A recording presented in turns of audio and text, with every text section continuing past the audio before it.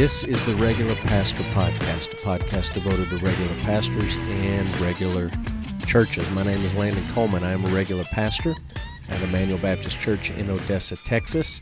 This is Season 4 of the Regular Pastor Podcast, and in Season 4, we're talking about books and ideas and trying to think through the day-to-day ministry of regular pastors. The book I want to talk about today is a wonderful little book titled Seculosity. The author is David Zahl. This book is published by Fortress Press out of Minneapolis. It's published in 2019. The book is 211 pages. There's about 15 pages of endnotes, so most of it is actual book. The layout is pretty straightforward. There's an introduction, there are 9 chapters, and then there is a conclusion.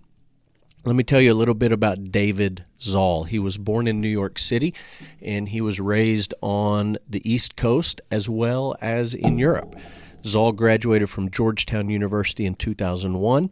He served in a parachurch ministry for about 5 years, and then he started Mockingbird Ministries.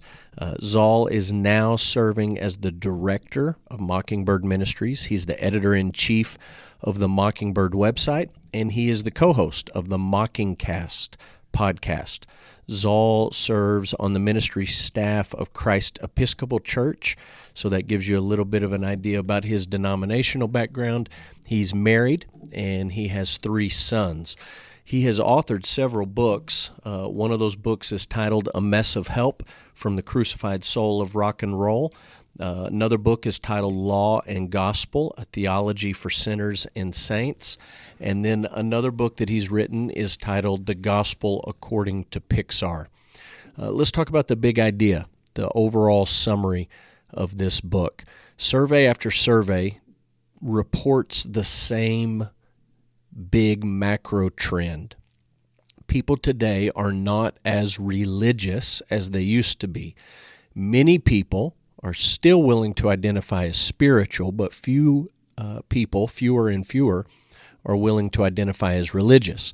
So affiliation with specific denominations is decreasing, and actual church attendance is decreasing. So the experts agree on this. Generally speaking, we're becoming less religious and more secular. However, Zahl says this on page Roman numeral 7, the religious impulse is easier to rebrand than to extinguish. As a great insight, the religious impulse is easier to rebrand than to extinguish.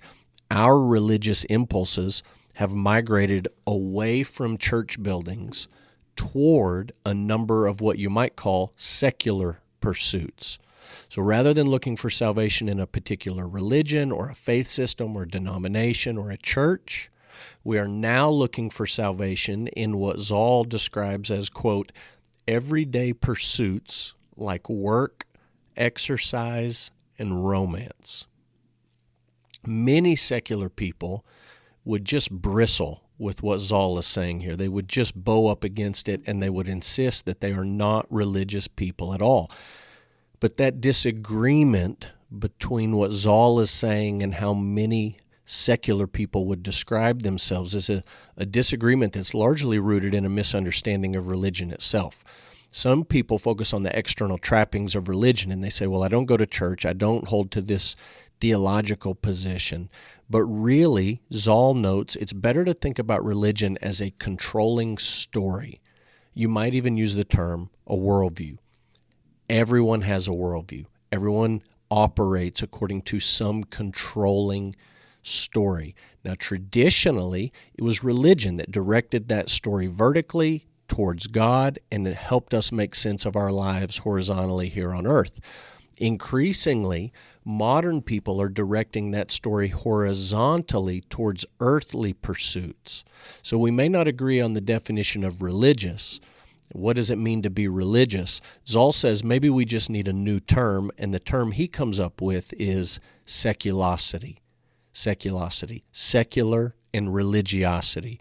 It's a catch-all for a type of religiosity that is directed horizontally rather than vertically. It's directed at earthly pursuits rather than heavenly pursuits. So the traditional expression of religion is waning, but Zahl is arguing in this book that seculosity is alive and well, and it's actually on the rise. So here's a few important ideas from this book. He talks about secularism and religiosity, and he says the rise of secularism has not diminished the religious impulse in human beings.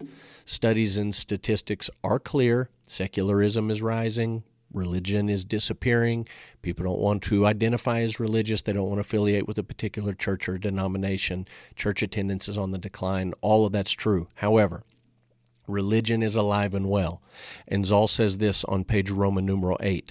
Religion is not merely that which explains the inexplicable, but the lens through which you sort the data of your days, rank your priorities, and focus your desires. This is small r religion. This is the worldview that everyone has, and everyone lives according to whatever their particular worldview is, whether that's a religious worldview or a secular worldview. So secularism is rising, but that doesn't mean that religion, little r, small r religion, is going away. People are just directing it in different directions. One of the things that I think is really helpful in this book, an idea that Zahl teases out, is the idea of religion and enoughness. Enoughness. Religion, Zahl says, is what we look to and depend on for our enoughness. Enoughness is an idea that we associate with success and happiness and body shape and wealth and influence, desirability, intellect, goodness. Naturally, all people will have some sort of benchmark. They'll have some sort of standard or measurement for vindication. How do we know if we are measuring up, if we are enough? And when we measure up in a certain area, we feel a sense of fulfillment, we feel a sense of peace. The problem is all our horizontal efforts at enoughness fall short. They just don't leave us feeling like we're enough, and they always leave us with the feeling that we've fallen short just a little bit. Zahl makes the point that this pursuit of enoughness is intimately related to the idea of righteousness. So he says this on page Roman numeral 16. He says, enough only makes sense if there's some kind of line demarcating it from not enough.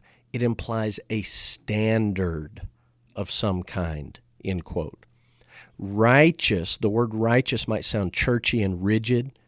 Enough might sound like a kinder alternative. Who wants to talk about righteousness? We just want to feel like we're enough. In reality, Zahl's saying the difference is negligible. Human beings are seeking righteousness. They're seeking enoughness. They're seeking to live up to some standard. Your standard may not be a religious one. It may be a secular one, but everyone is seeking to live up to some standard. Maybe we are seeking mass approval through social media. Maybe we form an in-group and we demonize those who aren't in our in-group. Maybe we turn earthly pursuits into some sort of ultimate cause, whether that's politics or agendas or whatever. Maybe we allow religious expression to take over secular activities, and we become slaves to seculosity. We take our secular activities, our earthly pursuits, we infuse them with religious significance and meaning, and ultimately we're slaves to our own seculosity. The last idea that I think is really helpful in this book is Zahl connecting our seculosity to the concept of grace. And basically he says grace is the only remedy for those who are enslaved to seculosity. We have a tendency to find our identity and our value and our purpose in the things that we do. And that's so dangerous because we're never able to fully arrive at a sense of enoughness or righteousness. And what we need is grace. We need enoughness and righteousness to be given to us from outside of ourselves. My favorite quote, or a couple of favorite quotes, comes from the part of the book where Zahl is talking about how religion has moved from Sunday to every single part of our lives. It's moved from one day of the week into the entirety of our lived experience. And he says this on page Roman numeral 7. This book sets out to look at how the promise of salvation has fastened on to more everyday pursuits like work, exercise, and romance, how it's making us anxious, lonely, and unhappy. A few pages later, he says this: if we used to go to church once a week, we now go every hour. It's exhausting, to put it mildly. And he's just making the observation that our pursuit of enoughness and righteousness has been moved out of the religious realm into the secular realm, and it now infuses everything that we do. And rather than having a religious part of our lives on Sundays, this pursuit of self-enoughness, self-righteousness, self-justification, self-salvation, self-sufficiency dominates our waking moments. And as we fall short, it's exhausting, absolutely exhausting. This is most basically a worldview book, and I think that's the ministry takeaway of what Zahl has written here. Everyone has a worldview. You ought to be aware of your worldview. You should not fall for the lie that secular people don't have a worldview. They do have a worldview. You also shouldn't fall for the lie that secular people can detach themselves from religious expression and puritanical devoutness. They can't. It's only going to be redirected, and that's going to be dependent on the worldview that they adopt.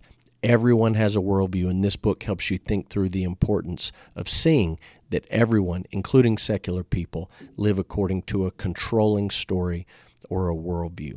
I don't really have any critique of this book. I found it extremely helpful. I understand that no book on worldview can cover it all because it's such an expansive topic, but I think the book is solid gold for what Zahl is trying to talk about and the issues he's trying to address. Goodreads tells you that the rating of this book is a 4.29. I gave it a solid 5, no questions asked. Who should read this book? I think Christians should read this book because Christians today are tempted to think that secular people aren't religious. They are, and this book, Seculosity, helps you connect the dots between worldview and religious expression, even amongst people who claim to be secular people who don't attend church, who don't think of themselves as religious. I also think secular people, people who would parrot this line of "I'm spiritual but not religious," I think they ought to read this book just to help themselves see that they do have a worldview, and that worldview functions as a religious filter in life. So that's Seculosity by David Zahl. The subtitle is How Career, Parenting, Technology, Food, Politics, and Romance Became Our New Religion and What to Do About It. Thanks for listening to the Regular Pastor Podcast. You can subscribe for weekly episodes wherever you tune in. Follow me online at regularpastor.com. Find me on Goodreads by searching for Landon Coleman. If you've got a book recommendation, I'd love to hear it. Landon@emmanuelodessa.com. You can shoot me an email with those recommendations. Until next week, this is the Regular Pastor.